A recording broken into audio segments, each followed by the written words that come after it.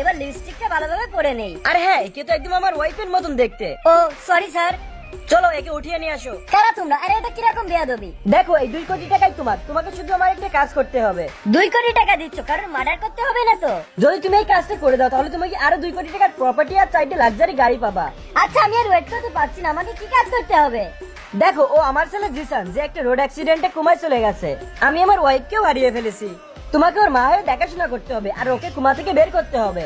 ঠিক আছে, তোমার কাজ হয়ে যাবে। এই দেখো জিসান বাবা, আমি তোমার ঝুটকি বেঁধে দিয়েছি, একদম হনুমানের মতন লাগছে। চলো এবার একটা সেলফি তুলি। এ কি জিসান বাবা, তুমি তোমার চোখ নড়িয়েছো, তার মানে তুমি ফিল করতে পারছো? এরপর রিমা জিসানকে কোমা থেকে বেরোনোর জন্য অনেক কিছু ট্রাই করে। রিমা অনেক চেষ্টা করতে থাকে কিন্তু চিন্টুর দিক থেকে কোনো প্রতিক্রিয়া আসে না। আমার মনে হয় ও ওকে কোমা থেকে বের করতে পারবে। তার আগে আমার ওই কাজটি কমপ্লিট করতে হবে। হাই ডার্লিং, কেমন আছো? আমি তোমার দুলাভাই, কোনো ডার্লিং না।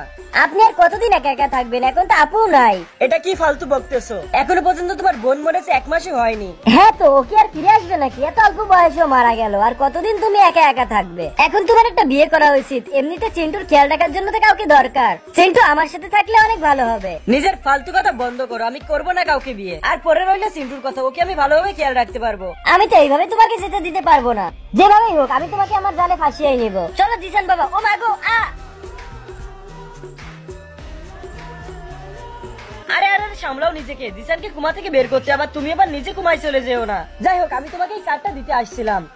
জিসানের কিছু প্রয়োজন হলে বা তোমার কিছু প্রয়োজন হলে এই কার্ডটা ব্যবহার করে কিনে নিও। এটার আবার কি প্রয়োজন? আচ্ছা ঠিক আছে। জিসানের যে অ্যাক্সিডেন্ট করিয়েছিল আমি তার খোঁজ পেয়ে গেছি। কালকে আমি একটি প্রেস মিটিং ডেকেছি আর কালকে তুমি ওখানে আসবে।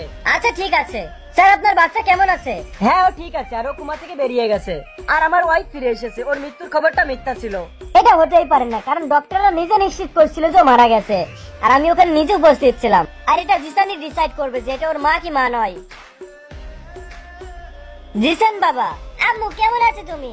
এটা কিভাবে সম্ভব? আমি তো নিজের হাতে ওকে খুন করেছি। হ্যাঁ আমরা সবাই জানি, কারণ তোমার মুখ থেকে স্বীকার করার জন্য আমরা এই মিথ্যা নাটকটি করলাম। তোমার খেয়াল খতম। এবার তুমি জেলের গাড়ি টানার জন্য প্রস্তুত হয়ে যাও।